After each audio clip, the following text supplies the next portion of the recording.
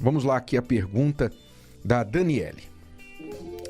Ela diz assim: tenho 36 anos, conheci meu companheiro em abril de 2021. Depois de muita insistência da parte dele, acabamos ficando juntos em janeiro de 2022. Você vê os termos, né, que as pessoas usam. Ficando juntos, acabamos ficando juntos. Você sabe o que isso quer dizer, né? Bom, ambos vieram de casamentos fracassados. Porém, eu sem filhos e ele com 2 filhos. Um de 5 e outro de 3. Sabe, quando você fracassa em um casamento, a pior coisa que você pode fazer é pular em outro relacionamento. Você não deve fazer isso. E nem só depois que você diz assim, mas já fazem 6 meses, 1 ano, 2 anos, 3 anos.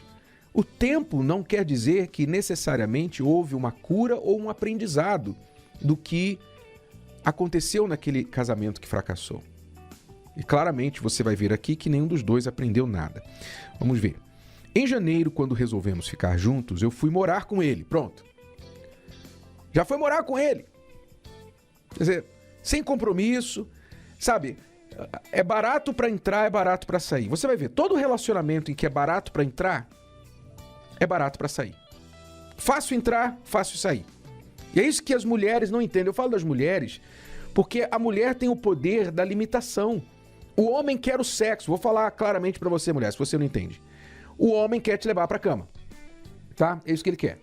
Se você é fácil para ele te levar para a cama, ele não precisa casar, ele não precisa fazer nada. Ele não tem nenhuma necessidade de se esforçar para mostrar que ele é uma pessoa direita, que ele vale a pena, que você pode confiar. Nada.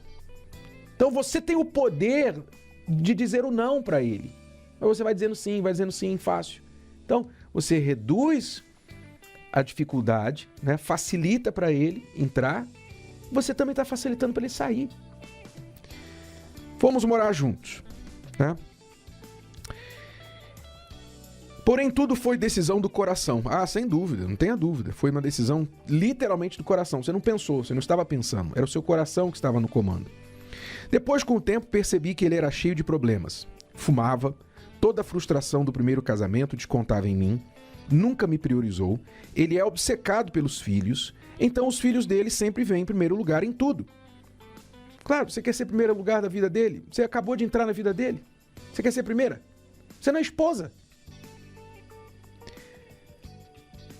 Então os filhos sempre vêm em primeiro lugar em tudo, nunca posso falar nada, ele não gosta de conversar, sempre eu que tento puxar assunto e ele fala que eu não gosto de conversar. Aliás, ele fala que ele não gosta de conversar. A gente nunca consegue ter um diálogo. Enfim, ele é filho único, percebo que ele é muito egoísta e individualista. Depois da frustração do primeiro casamento, ele não quis casar comigo com comunhão parcial de bens, e sim total, pela ex ter tirado tudo dele. Só que agora temos uma filha e ainda não somos casados. Nesse ano que estamos juntos, eu já o levei para a igreja, porém, em toda discussão, só ele que está certo. Eu nunca estou, eu sempre tenho que ficar indo atrás. Ele é orgulhoso, nunca admite que está errado, nunca pede desculpas. Ele é provedor em casa, porém joga as coisas na minha cara do que faz e deixa de fazer. Não sei mais o que faço, se fico nessa relação ou se vou me curar primeiro. Vamos lá ao balde de água fria. Bom, vamos lá, Daniele. Desculpe, mas você tem que se curar primeiro. É triste saber que já nasceu uma criança como fruto desta relação. Você entrou num relacionamento não estava curada, entrou com um homem que está menos curado ainda.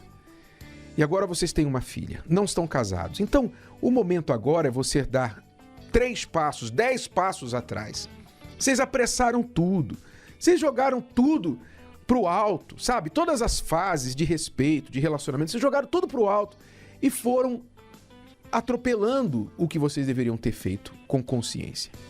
Agora, tem que voltar atrás, você tem que cuidar de você. Não adianta você levar para a igreja alguém, tudo bem, vá para a igreja, mas você tem que entender que não espere que o teu namorado, namorido leve a sério a fé que você não leva. Presta atenção, você não leva a sua fé a sério.